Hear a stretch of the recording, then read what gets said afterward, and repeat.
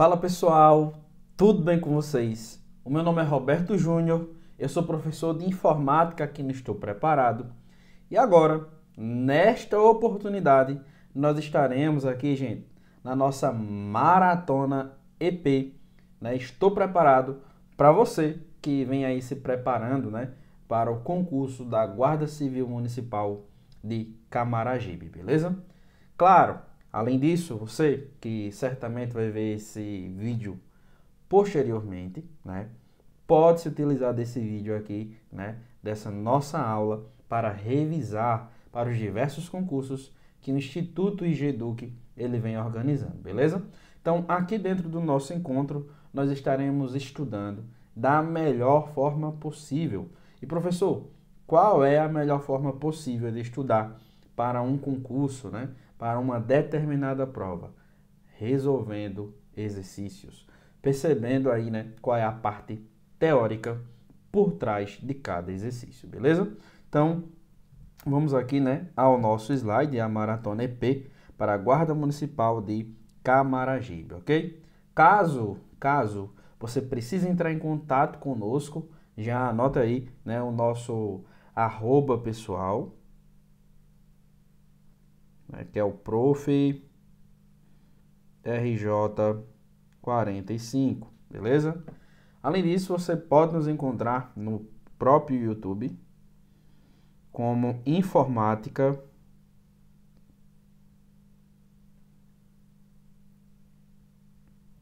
Sem Neura, beleza? Tudo junto assim, ó.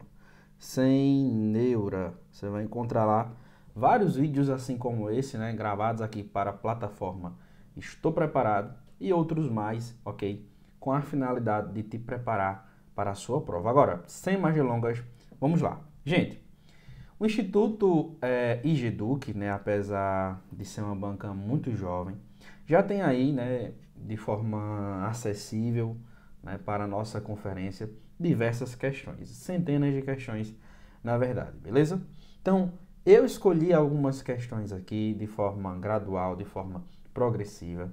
Às vezes no seu edital você não vai encontrar lá nenhuma menção à parte de hardware, beleza? Mas é importante que você conheça, é importante que você tenha uma noção básica sobre como o próprio computador funciona. E com esta finalidade, nós vamos aqui resolver algumas questões dentro dessa área. Depois, um pouco mais adiante, estaremos falando sobre as características do próprio sistema operacional. Um pouco mais adiante, segurança da informação e outros tópicos aí que com certeza são quentíssimos para a tua prova, beleza? Então não saia daí, continue aqui sintonizado conosco em nossa transmissão. Deixe o seu like, você que de repente está aqui no YouTube, né? Faça o seu comentário, confira aí, né, o gabarito, beleza? Então, vamos lá para a nossa primeira questão, né? Questão aqui do Instituto IGEDUC, cobrado em 2023, né? Para o cargo de administrador na Prefeitura de Surubim, Pernambuco, que nos diz o seguinte, olha só. Primeira questão. O processador é considerado o cérebro de um computador, responsável por executar todas as instruções e operações necessárias para o funcionamento do sistema. Ele é responsável por intermediar ou interpretar o software e transformá-lo em ações físicas dentro do hardware. Portanto, pode-se dizer que o processador é o componente mais importante de um computador, uma vez que sem ele nenhum software seria executado. O processador é o componente mais importante de um computador, né? Ele repete mais uma vez e resume basicamente a ideia geral aqui do nosso item. E claro que isso aqui é o que? Verdadeiro, beleza? Vamos entender. Eu tenho aqui, né, uma CPU ou uma unidade central de processamento, beleza? Que está, gente, no centro realmente do funcionamento do meu computador. Eu sempre vou ter aqui uma placa, pouco importante se é um notebook, se é um desktop, se é um smartphone, nós sempre vamos ter uma placa e vários equipamentos estarão aqui interconectados a essa placa, né? Esse componente aqui quadrado, né? Que tentamos aqui representar. O que acontece? Você lá, quando conecta a um teclado, a placa-mãe, você precisa enviar as informações deste teclado ou ainda de um mouse, né? De um mouse para a placa-mãe. Então esses dados, essas informações são enviadas aqui para o seu processador, beleza? Como a informação está sendo inserida, nós dizemos que se tratam aí de dispositivos de entrada. O processador, por sua vez, recebe ali as instruções e converte essas instruções aí para uma linguagem que a gente chama de binário. Por que é binário? Porque nós temos aqui duas opções, 0 ou 1, como vocês conseguem ver aqui no nosso exemplo, beleza? Então, essa linguagem aqui é uma linguagem binária, ou seja, vou representar tudo com vários zeros e com vários uns. Agora, vamos lá. Então, quer dizer que uma imagem, um software, absolutamente tudo, professor, vai ser convertido aqui nesta linguagem, exatamente qualquer coisa que você vier a solicitar à CPU, ao processador, que é o cérebro do computador e é o hardware mais importante, ou seja, é o equipamento mais importante do seu computador. Agora vamos avançar. Segunda questão. Aqui na segunda questão nós temos o seguinte. A memória ROM é um tipo de memória no qual são gravadas pelo fabricante informações definitivas e cruciais para o funcionamento de um dispositivo eletrônico. Então, mais uma questão aqui envolvendo hardware, beleza? Mais precisamente a memória ROM. Eu tenho aqui no meu computador a memória que eu chamo de RAM, que é uma memória de acesso aleatório. E, além de ser aleatório, é de armazenamento temporário. Ok? Essa é a memória RAM. E eu tenho, além da nossa memória RAM, eu tenho também a nossa memória ROM. A memória ROM, né, tem como tradução aqui a memória somente de leitura. Ou seja, as informações elas já são gravadas pelo próprio fabricante dentro da peça, da memória ROM. Lembrando que memória, ela em regra é física, tudo bem? Então as informações que são definitivas, ou seja, eu não consigo alterá-las, apenas atualizar, eu não consigo alterá-las, né? Trocar por um outro software, beleza? Apenas atualizá-lo. E é graças à memória ROM que o nosso computador ele funciona. Aqui dentro eu tenho a rotina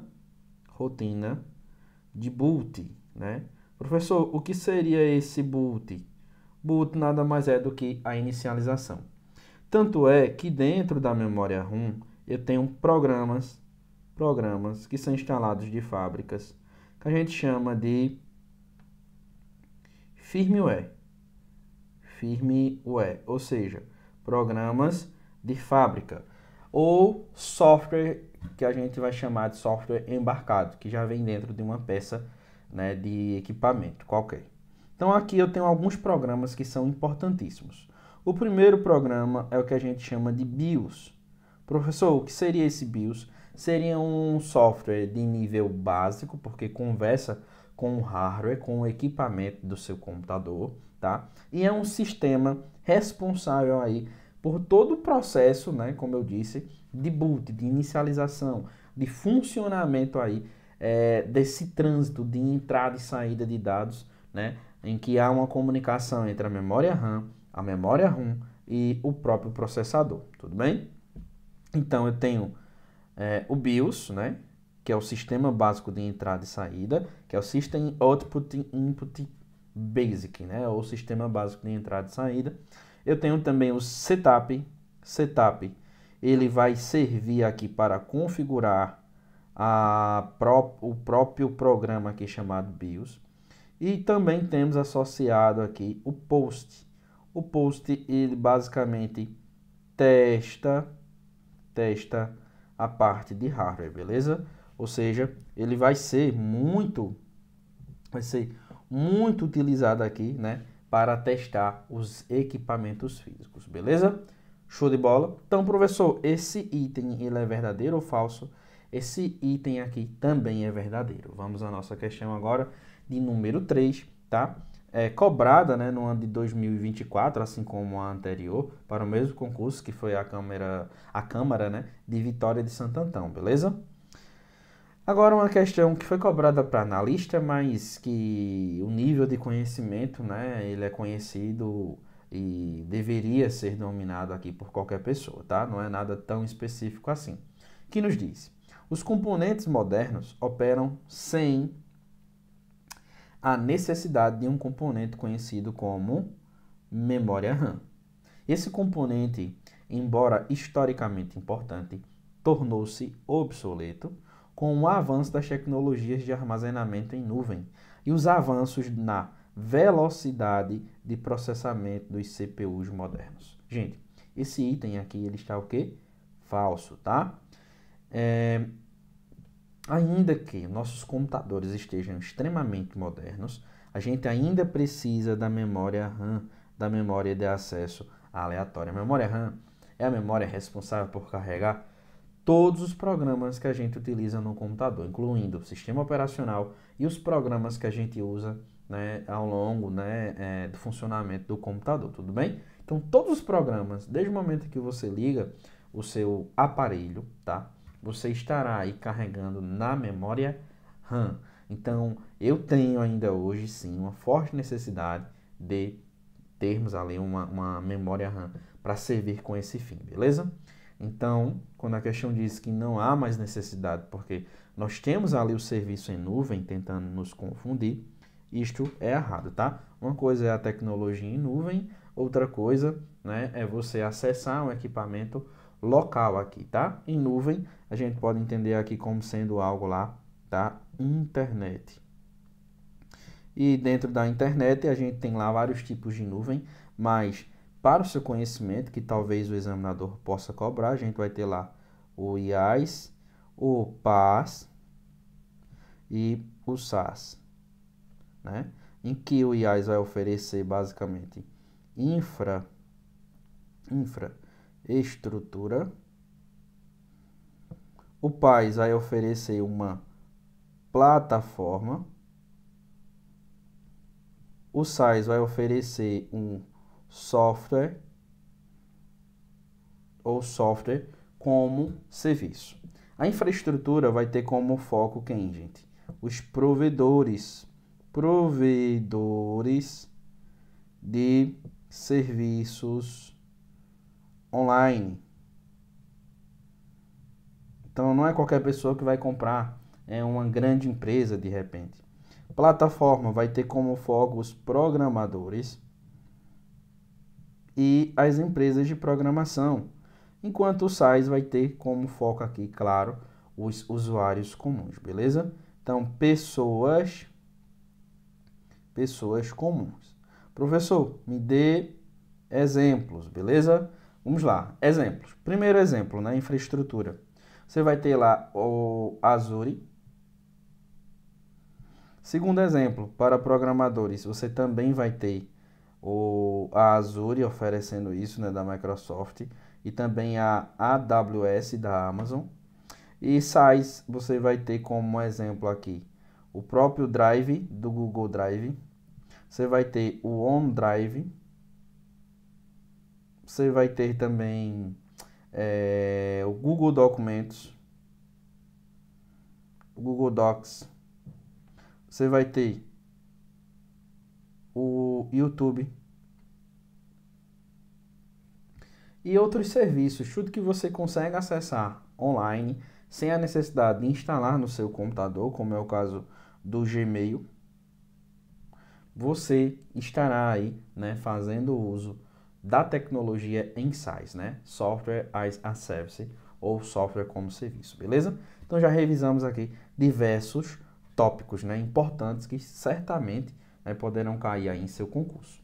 Agora vamos à questão 4, que vai falar, ó, sobre o BIOS, né? O BIOS, Sistema Básico de Entrada e Saída, é um software de baixo nível que controla o hardware do computador e inicializa o sistema operacional. Isso aqui, a essa altura, você sabe que é verdadeiro, né? Porque a gente já havia conceituado, tudo bem?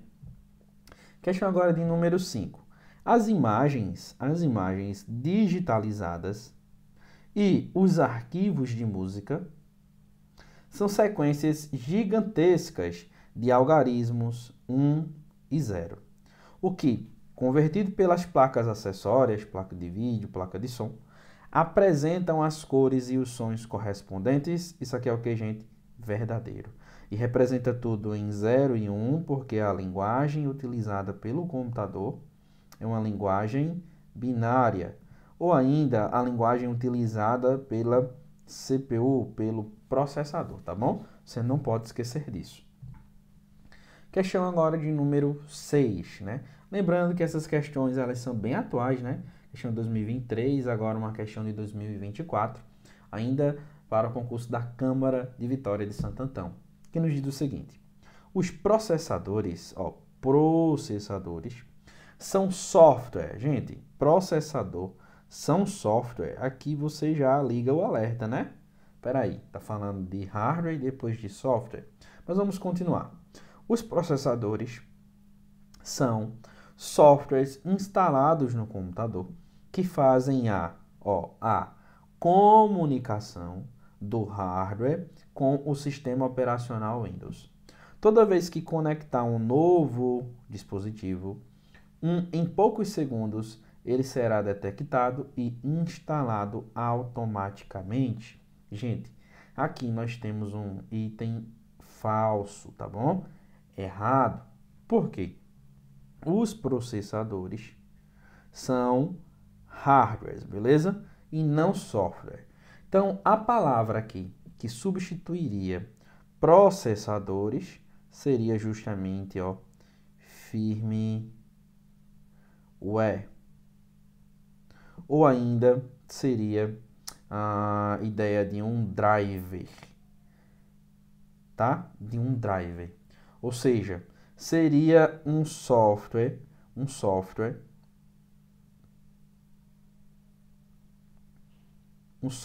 básico que tem a capacidade, que tem a função, tá certo? De controlar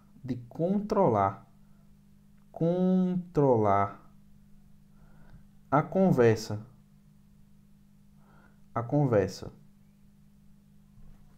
Professor, qual conversa? A conversa entre o sistema operacional e o hardware, beleza? Entre o sistema operacional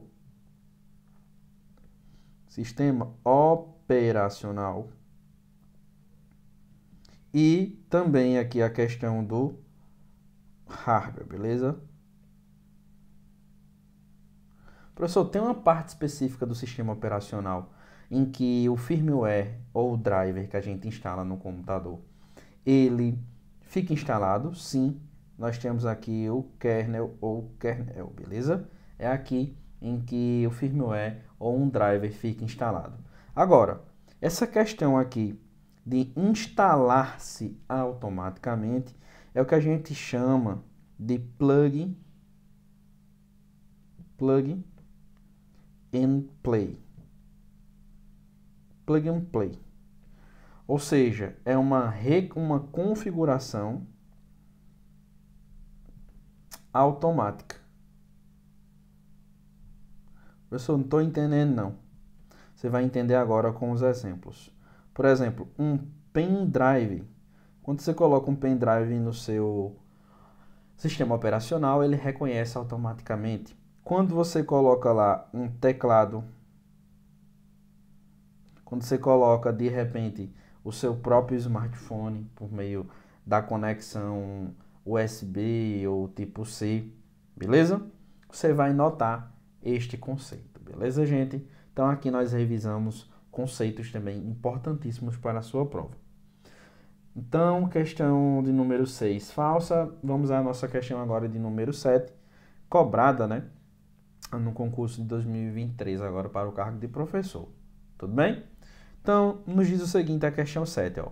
Um scanner e uma impressora são hardwares essencialmente distintos, pois um possui a função primária de transformar objetos físicos em dados, enquanto a outra permite transformar dados em um objeto físico. E, gente, aqui nós temos, né, claro, né, com certeza, nós temos uma questão verdadeira, tá bom?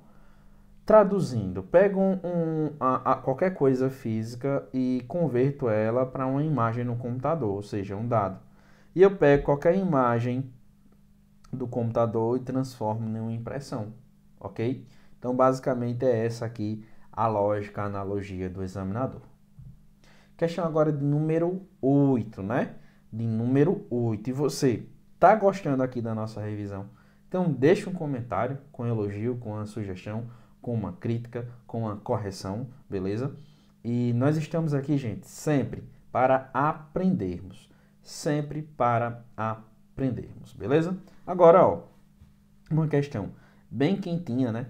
De 2024, que foi aplicada para o cargo de guarda municipal da cidade de Belo Jardim, né? Prefeitura aí de Belo Jardim, com quem eu tenho uma história, né? Uma história aí bem bacana, tá? Com essa cidade de Belo Jardim ali, próxima à cidade de Caruaru, né? Hoje eu moro no sertão, mas ainda lembramos aqui de boas histórias associadas a essa linda cidade, beleza?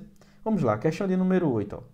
Os sistemas operacionais modernos são projetados com arquiteturas complexas, que incluem sistemas de gerenciamento de memória, sistemas de arquivos e subsistemas de entrada e saída, fundamentais para o funcionamento eficiente dos computadores. Gente, isso aqui é o quê? É verdadeiro, tá bom? Isso aqui é verdadeiro.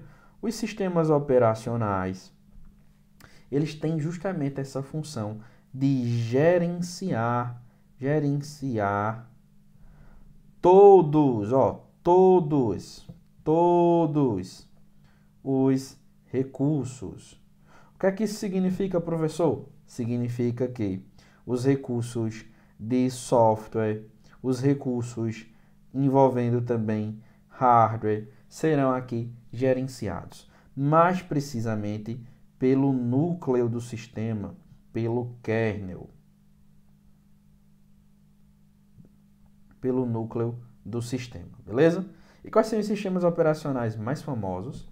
Nós temos o Linux, nós temos Android, que é baseado no Linux, temos o Windows. A tendência de prova é que o examinador cobre o Windows 10, tá? E o Windows 11. O Windows 11 tem uma particularidade que mesclou ali, né, a possibilidade de instalar de forma nativa ou de permitir que o usuário instale aplicativos que seriam ali específicos para a questão do Android, beleza? Então, é uma novidade muito interessante, né, dentro do sistema operacional Windows 11. Beleza? Vamos lá, a questão agora de número 9. A questão de número 9 nos diz o seguinte: os sistemas operacionais, ainda no concurso de Belo Jardim, tá? Os sistemas operacionais de computadores modernos são capazes de gerenciar simultaneamente múltiplos processos concorrentes, utilizando técnicas avançadas de escalonamento de processos e gerenciamento de recursos. Gente, isso é uma das características mais básicas, mais tranquilas, associadas aqui a um sistema operacional. Portanto, item verdadeiro. Professor, um conceito que estaria aqui, de repente, ligado, né? Vamos lá, ligado à ideia do nosso gerenciamento geral. Seria, gente, justamente o gerenciador, bora lá, o gerenciador de tarefas, tá? Seria o gerenciador de tarefas do Windows. Esse gerenciador de tarefas, como o próprio nome diz, permite que você veja todos os recursos, todos os processos em primeira e em segunda instância, absolutamente todos os recursos envolvendo hardware e software, você tem acesso aqui por meio do gerenciador de tarefas do Windows. Para ativar este recurso, você vai ter que utilizar lá a combinação Ctrl mais Shift mais ESC. Aí você vai abrir diretamente no seu sistema operacional o Windows, tá bom? E aqui não importa se o examinador vai cobrar o Windows 8, o Windows 7, o Windows 10, o Windows 11. É uma combinação de teclas universal nos sistemas operacionais Windows, beleza? Então pode ficar tranquilo. Questão agora de número 10, tá? Questão cobrada em 2024 para o cargo de analista em informática na Câmara de Vitória de Santo Antão, né? Questão aí cobrada também pelo Instituto IGEDUC. Então vamos ver, né, o que o examinador abordou aqui nesta questão. Vamos lá? A questão diz o seguinte, olha só. O Windows 11 introduziu o suporte para aplicativos Android, algo que não estava presente no Windows 10. Com o Windows Subsystem for Android, o Windows 11 permite a execução de aplicativos Android nativamente, disponíveis por meio da Amazon App Store, integrada à nova Microsoft Store. Essa funcionalidade representa um avanço significativo em relação ao Windows 10, onde os aplicativos Android não eram suportados nativamente. Gente, apesar de ter muita informação, muita historinha, o item aqui está o quê? Verdadeiro, beleza? Está verdadeiro. Vamos lá. Primeiro, o que é algo suportado aqui, ó, nativamente, de forma nativa dentro do universo da informática? É por padrão de fábrica. Você pode entender dessa maneira, tá? Por padrão de fábrica, a gente não tinha esse recurso aqui dentro do Windows, beleza?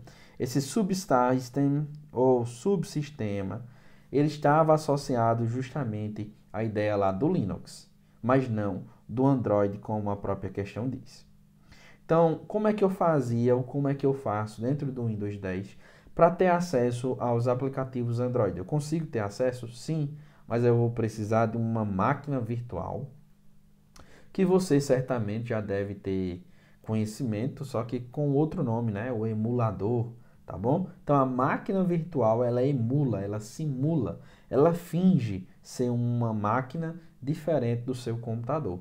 Ela finge ser um Android, ela finge ser um sistema operacional diferente da sua máquina. Inclusive, pode ser utilizada aí para testes, beleza?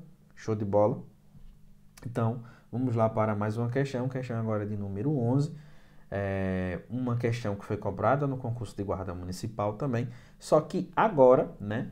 Agora, no ano de 2023 e no concurso da cidade de Garanhuns. Nos diz o seguinte, a questão 11, ó. Todo computador precisa de uma via de comunicação entre ele e o usuário. Essa via de comunicação básica chama-se sistema operacional. Veja, o computador é a parte física.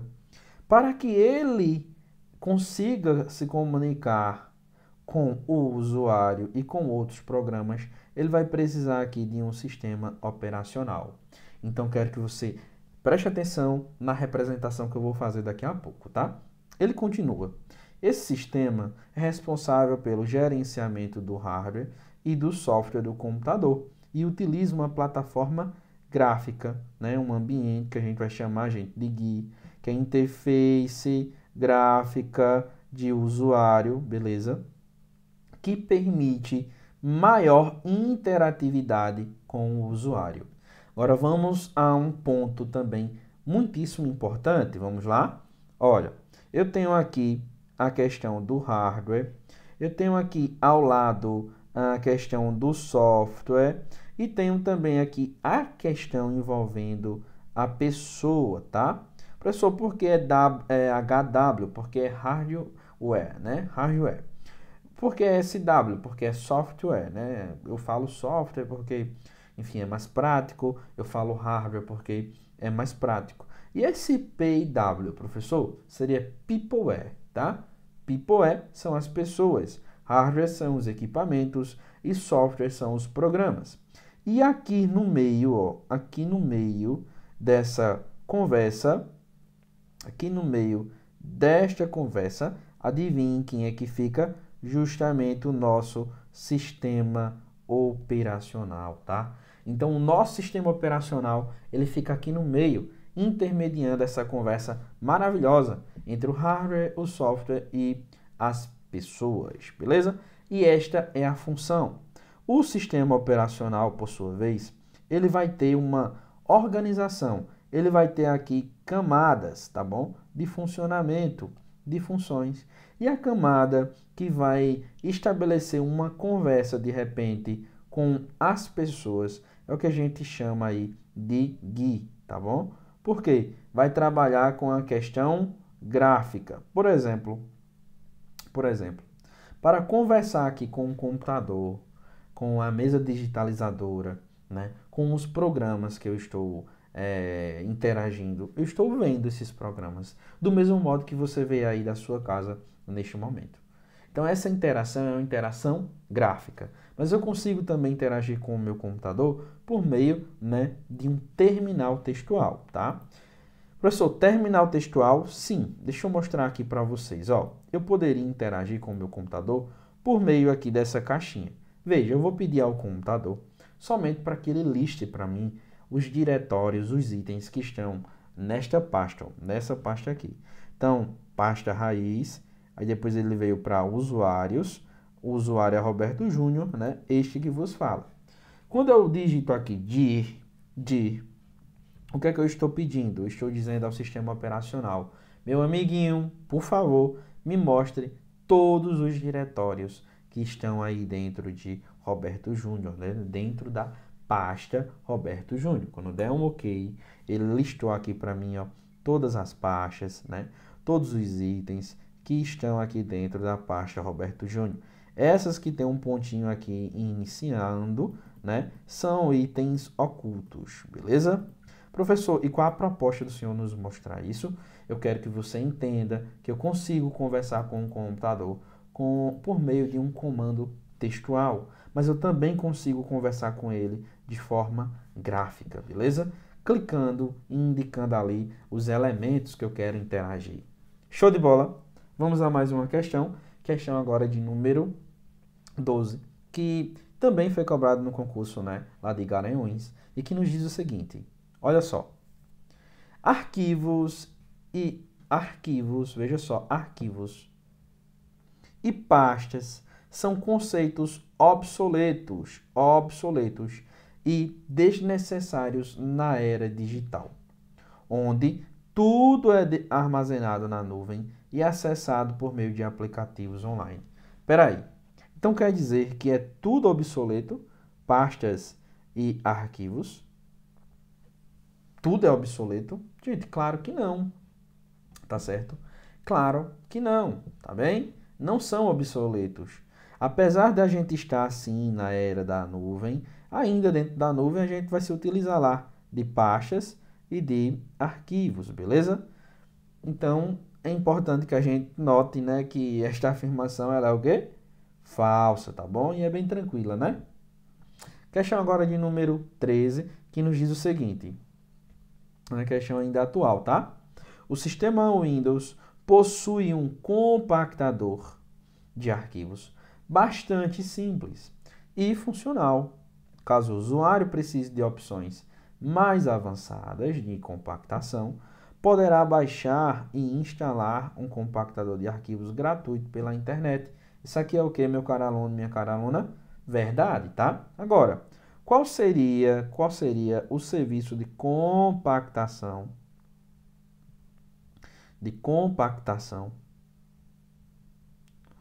Deixa eu melhorar aqui, gente. Melhorar esse troço, opções de ponteiro.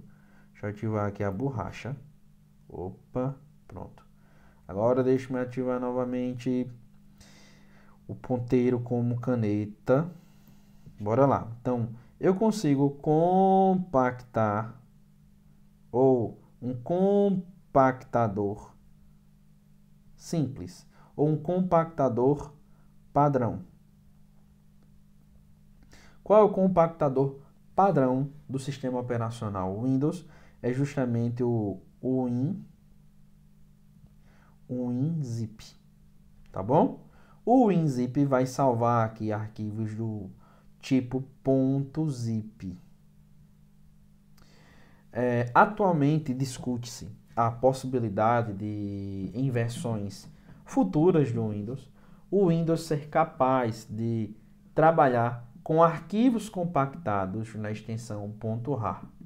Mas isso é o que, gente? Algo para o futuro, né? É um sonho, é uma ideia, né, que os desenvolvedores, no caso do sistema operacional Windows, estão resolvendo, beleza? Mas atualmente seria o .zip. Então, se eu quiser um programa, por exemplo, como o WinRAR, né? Eu vou precisar aqui, né, instalar, beleza? Vamos agora à nossa questão de número 14, né, ainda no mesmo concurso, que diz assim: programas são apenas aplicativos de software que não têm relação com a organização e o gerenciamento de informações em um sistema de computador. Gente, isso aqui nitidamente é o quê? Falso, né? Tem relação sim. E outra coisa, os programas são aplicativos, né? São diversas classes aí de softwares, beleza? Não quer dizer que sejam algo diferente de aplicativos, são sinônimos, né? E tem sim toda a relação, uma relação direta com a organização e o gerenciamento de dados no computador, né? Bem fácil. Questão 15. Agora, na questão de 2024, cobrada aí na Guarda Municipal da Prefeitura de Belo Jardim. Vamos lá? Nos diz o seguinte a questão: os sistemas operacionais modernos não são responsáveis pelo gerenciamento de recursos de hardware, pois essa tarefa é exclusivamente atribuída aos aplicativos que rodam sobre eles. Isso aqui é nitidamente o quê? Falso, porque já resolvemos outras questões de concursos diferentes da banca em que ela dizia justamente o contrário, né? Não é basicamente algo exclusivo aí do aplicativo, de repente gerenciar o hardware. Não, o sistema operacional, gente, ele vai estar ali no meio, tá? No meio das faixas de função. Vamos lá. Na base eu vou ter o hardware, beleza? Que é o equipamento. Em cima do hardware, conversando com o hardware, eu vou ter o sistema operacional. E em cima do sistema operacional eu vou aplicar, né? Eu vou instalar ali os apps, beleza? Ou os aplicativos. Vamos lá. Na questão agora de número 16, nós temos o seguinte, né? Questão de 2024 para o cargo de analista em informática da Câmara de Vitória do Santo Antão. Diz assim: no Windows 11, a barra de tarefas e o menu iniciar passaram por mudanças significativas em relação ao Windows 10. É verdade. A barra de tarefas agora tem um design centralizado e o menu iniciar foi simplificado, removendo os live tiles, né, que são lá os quadradinhos que a gente movia para um lado, movia para o outro, e introduzindo uma seção de aplicativos fixados e recomendados. Essas mudanças visam facilitar o acesso a aplicações e arquivos. E embora os live tiles tenham sido removidos, o Windows 11 mantém a função de pesquisa do menu iniciar. Então, ainda que tenham acontecido, gente, mudanças, né, elementos importantes como a ideia de pesquisa permanecem, tá? E a banca gosta muito de dizer que no Windows 11 isso mudou, tá? Então, cuidado. Questão agora de número 17, ainda dentro da mesma perspectiva, né? Uma questão de número 17 de 2024, para o mesmo cargo. O Windows 10 possui um sistema de widgets integrado à barra de tarefas que é superior,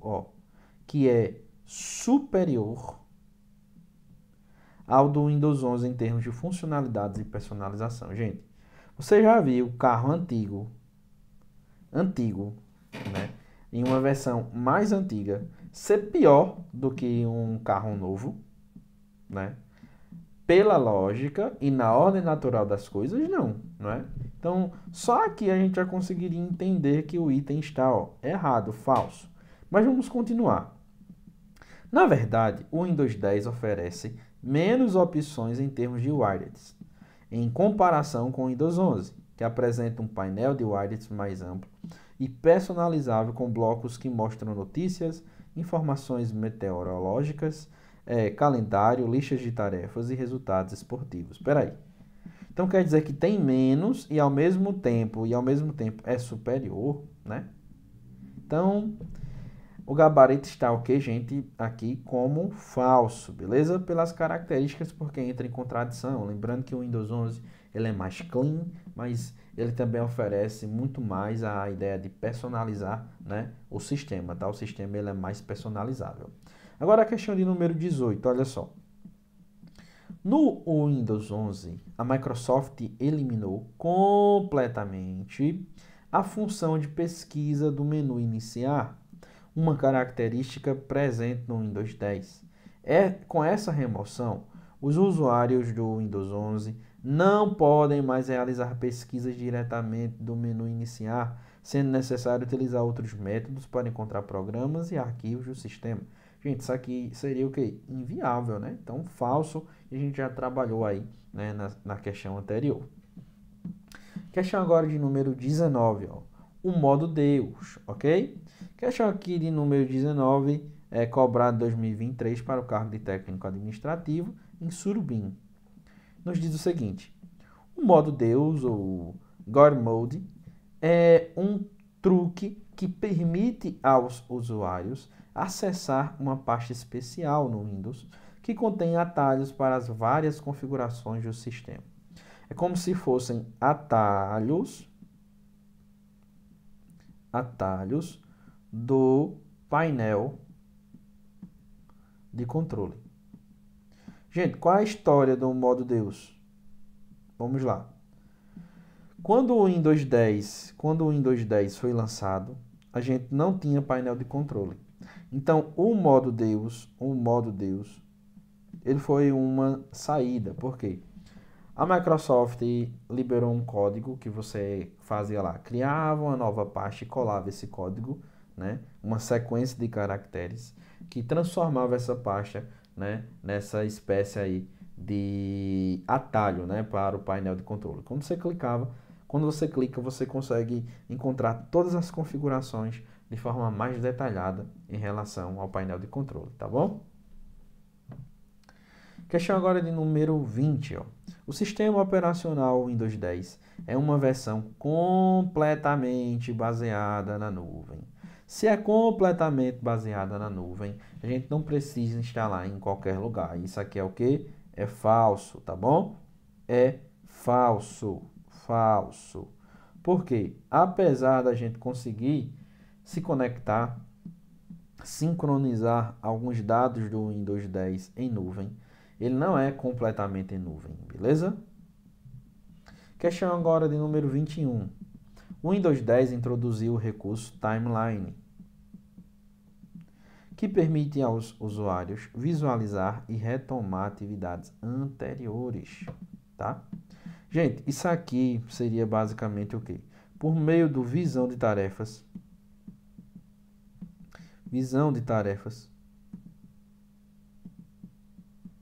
né, por meio do Windows mais Tab, a gente consegue ver lá, né, essa timeline, essa linha do tempo, em que se mostra os aplicativos que você abriu, as pastas que você abriu, né, em que momento você abriu. Então, cria uma linha do tempo em que é permitido realmente que você retome atividades em vários aplicativos. Então, isso aqui é o que?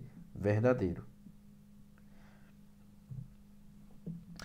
Questão agora de número 22. E a gente já vai entrar aqui, gente, na segurança da informação, tá? É um dos tópicos mais empolgantes e mais quentes, principalmente para você que vem se preparando para a carreira administrativa ou ainda uma carreira aí voltada à segurança da informação.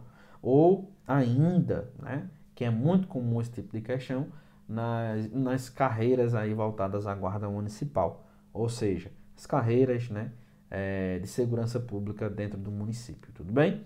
Então vamos lá. Ó, questão 22. O conceito de ransomware envolve o sequestro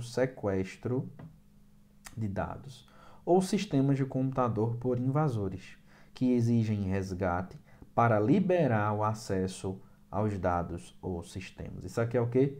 Verdadeiro, gente. Isso aqui é verdadeiro. Agora vamos lá. Ransomware.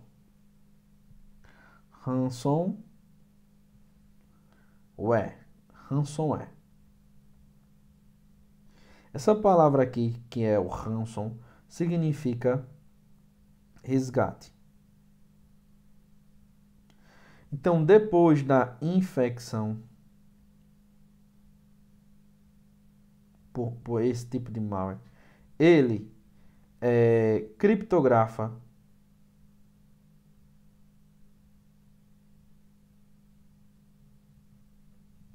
ele apaga os originais. Depois ele solicita o resgate. Só que calma, esse resgate não é de qualquer forma dos dados. Geralmente ele solicita por meio de criptomoeda, né? Traduzindo, Bitcoin. Tá bom? O ransomware é um dos malwares mais famosos, ao lado do vírus, do cavalo de Troia, do worm, do bot. Então, ele é muito, mas muito cobrado mesmo, beleza? Questão agora de número 23. Os ataques de phishing são sempre fáceis de detectar, pois envolvem mensagens de e-mail óbvias e maliciosas. Gente, isso aqui é falso, tá? Professor, por que é falso? Vamos lá. Quando eu falo em engenharia social na internet, eu estou falando na habilidade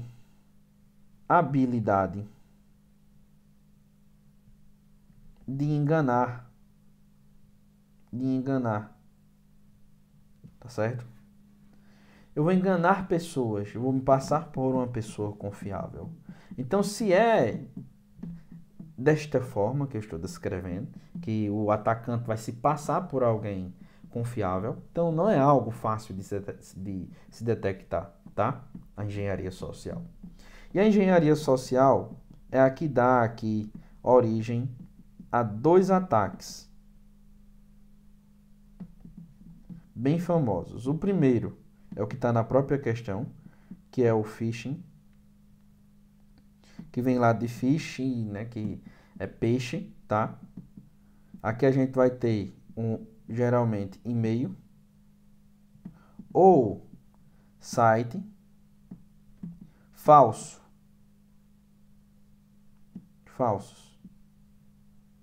Ou ainda você pode entender como clones, porque apesar de serem falsos, são muito semelhantes aos originais. Então, se são muito semelhantes, são difíceis de serem detectados. Você tem que tomar cuidado, tá? Já o farming vai ser um ataque evoluído do phishing, só que ele vai atacar um site original. Ele vai corromper o DNS, tá? Ele vai corromper o DNS e vai desviar todos os dados que recebe de um usuário genuíno para um outro site diferente. Então veja, é um ataque muito sutil. Phishing, um e-mail ou site falso que parece ser o original. Por isso que não é fácil detectar, é difícil e você precisa tomar cuidado, né? Questão do número 24. Ó. O Windows Defender é um programa antivírus embutido nas versões mais recentes do sistema operacional o Windows. E é verdade, tá? O Windows Defender, ele vai ter aqui essa função de antivírus. É um antivírus nativo que já vem ali a partir do Windows 10. Então, o Windows 10 e o Windows 11 já vai ter aqui esse sistema de segurança, tá? O Windows Defender, né? Trabalhando de forma integrada aí com o firewall também, né? Dentro do contexto do sistema operacional. Questão agora de número 25. O uso de uma conexão VPN. O que é uma conexão VPN? A própria questão explica. Rede virtual privada torna automaticamente todas as atividades da internet completamente seguras e anônimas. Gente, isso aqui é o quê? É falso. Não há nada que você faça na internet completamente seguro e completamente anônimo, tá bom? E não é de forma aqui, ó, automática, não. Você precisa ainda tomar muito cuidado. A VPN, ela vai oferecer uma camada extra de segurança, vai dificultar, claro, né, que algum atacante descubra o terror da sua comunicação e intercepte a sua comunicação. Agora, dizer que é completamente segura e anônima, não dá, tá bom?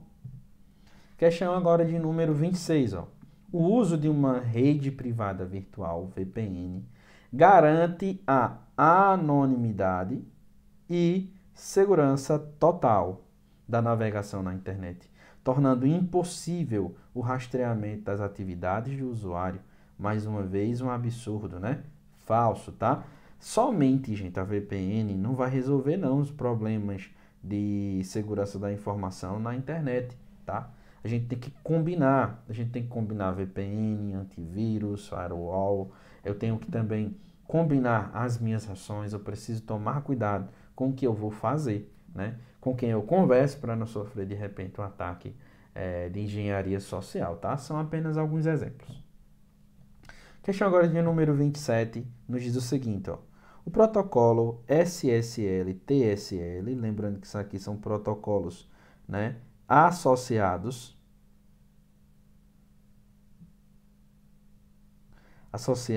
à criptografia. O protocolo SSL/TSL é utilizado para criptografar dados transmitidos entre o navegador do usuário e o servidor do site, garantindo a privacidade e a segurança das informações. Agora, aqui sim, isso é o que? Correto, tá bom? Correto, isso aqui é verdadeiro. Agora vamos lá. Professor, de onde é que vem isso? Lembra lá do protocolo HTTPS? Esse S aqui, ele representa justamente o SSL/TLS, né? E ele é utilizado lá no navegador. Tudo bem? Vamos agora à nossa questão de número 28. Questão também, ó, bem atual, tá? De 2024. Diz assim: a criação de uma cultura ou rotina, né, de backup em uma empresa é irrelevante para a segurança dos dados, visto que os sistemas modernos de armazenamento e segurança de dados são suficientemente robustos para prevenir qualquer tipo de perda ou dano aos dados. Isso aqui nitidamente é o que? Falso, tá? Agora vamos lá. Gente, o backup ou backup, como alguns examinadores chamam, é justamente uma cópia de segurança. É uma cópia de segurança que visa proteger os dados de incidentes, né? Obviamente. Então, o backup, gente, por ser uma cópia de segurança, ele é relevante e não irrelevante, né? Como se diz aqui na questão. É uma cópia de segurança feita em outros equipamentos. Por exemplo, eu copio meus dados do computador, mas eu não vou copiar no próprio computador para ser de segurança. Para garantir segurança, eu tenho que copiá-lo em um pendrive, em um CD, em um DVD e colocar ele de preferência em um outro lugar, né? Para que eu consiga depois resgatar esses dados, beleza? Questão agora de número 29. A segurança da informação, né, questão de 2024, a segurança da informação somente se concentra em proteger dados digitais e sistemas de informação contra cyberataques, não envolvendo a segurança de dados físicos ou medidas contra ameaças internas, como violação por funcionários. Isso aqui é o quê? Falso. Inclusive eu disse, né, na questão sobre VPN, que você tem que combinar ali, né, um conjunto de ações para que realmente, né, haja um sentido, exista um sentido, né, na questão aqui da segurança da informação, para que você tenha mais segurança. Eu não posso restringir a segurança da informação a um aplicativo ou a uma ação isolada. Questão agora, gente, de número 30, uma questão envolvendo suítes de escritório, tá? Vamos resolvê-la aqui. Questão de número 30. É um tipo de questão também que a banca gosta de cobrar. Vamos lá. Os seguintes valores foram inseridos em uma planilha do Microsoft Excel. Na célula B1, deixa eu ver se tem A1, beleza. Na célula B1, o valor 2, ok. Na célula B2, logo abaixo, foi escrita a palavra casa, entre aspas, porque é texto, né? Em B3, colocou-se o valor 3. Em B4, escreveu-se rosa. Em B5, escreveu-se 18.000%, né? Ok, 18.000%. Na célula E1, então eu tenho aqui E1, foi inserida a fórmula, né? Conte num. O que é que isso aqui faz, gente? Conta os números de B1 até B5. Conta os valores numéricos. Eu tenho um valor numérico, eu tenho dois valores numéricos, eu tenho aqui 3 valores numéricos, né? Assim, é correto afirmar que o valor exibido em E1, como resultado da fórmula dela inserida, é 3. Resposta da questão, verdadeiro, beleza? Vamos resolver mais uma questão. Olha só. O Microsoft Excel permite a importação de dados de outras fontes, como bancos de dados e planilhas externas. Essa funcionalidade do Microsoft Excel é muito útil para quem precisa criar relatórios ou análises com dados que estão armazenados em outros locais. Ao importar esses dados para o Excel, é possível realizar cálculos, criar gráficos, utilizar outras ferramentas de análise disponíveis no software. A importação de dados é realizada por meio de conexões com as fontes externas. Isso aqui é o que, gente? Verdadeiro, tá bom? Isso aqui, inclusive, lá na guia dados. Na guia dados, você consegue lá inserir dados externos, beleza? E é comum, muito comum, e dá, de fato, para a gente fazer tudo isso que a questão aqui exemplifica. Agora vamos à nossa questão de número 32, né? Para o cargo aqui, ó, de guarda municipal na prefeitura de Pombos. Gente, eu tenho aqui a função se. A função se, ela se divide de uma forma bem simples, tá bom? Ela vai fazer um teste, depois vai apresentar um valor se verdadeiro e outro valor se for falso. No caso, a questão diz assim, ó, é possível combinar mais de um tipo de fórmula no Excel. Isso aqui é o quê? Verdade. Por exemplo, uma forma correta e possível de juntar as funções se e média é: se A3 for maior que média de A1 até A2, se for verdadeiro, você mostra o quê? Caro. Se for falso, você mostra barato, porque ou é verdadeiro ou é falso. Então, aqui nós temos um gabarito da questão como sendo o quê? Verdadeiro. Mais uma questão.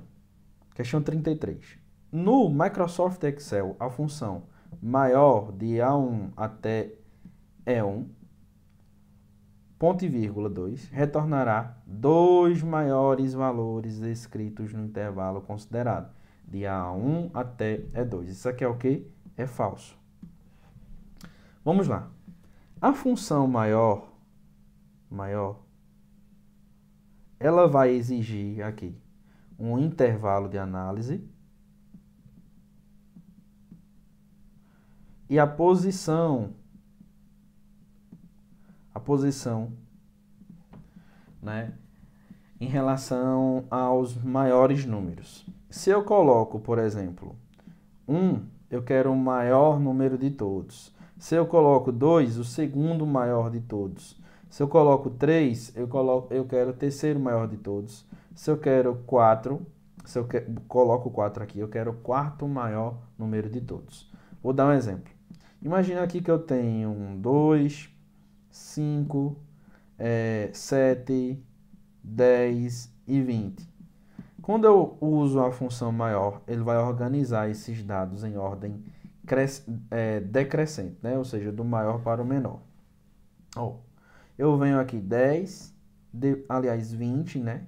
10, depois do 10 vem o 7, depois o 5 e o 2. O primeiro maior é o 20. O segundo maior é o 10, o terceiro maior é o 7, o 5 é o quarto maior e o 2 é o quinto maior, tá? Então, a posição que eu coloco aqui vai representar um desses números dentro do nosso exemplo. Questão agora de número 34, né? Questão atual também, bem tranquila. Nos diz o seguinte: no Excel, para se realizar a soma de valores contidos nas células A2 até a célula A10, pode-se utilizar igual soma de A2 até A10. Gente, ó, uma questão bem tranquila. E o gabarito é o quê? Verdade. Agora vamos lá. Professor, temos a expressão até e temos a função i. Aliás, a expressão i. Até é o mesmo que dois pontos. E i é ponto e vírgula. Vou dar um exemplo. Ó, quando eu digo que quero ir de A2 até A10, eu só posso representar isso como A2, dois pontos, A10. Agora, se eu digo A2, ponto e vírgula, A10, o meu sentido aqui é de I, tá certo? É um valor lógico, né, de referência. Tudo bem, gente? Prestem atenção neste detalhe. Agora, a nossa última questão. Tudo bem? Nossa última questão aqui, cobrada em 2023 pelo Instituto IGEDUC. No intervalo de células de A1 até A7 de uma planilha do Microsoft Office Excel, foram inseridos os seguintes valores, respectivamente. 2, 3, 2, 7, 4, 5, 6. Na célula E5, foi inserida a fórmula máximo de A1 até A7, né, na ordem. Assim, é correto afirmar que o valor exibido em E5 será 7. Gente, essa é fácil, ó. A função máximo vai procurar o valor maior de todos, ou seja, máximo vai ser o mesmo em comparação à função anterior, vai ser equivalente a maior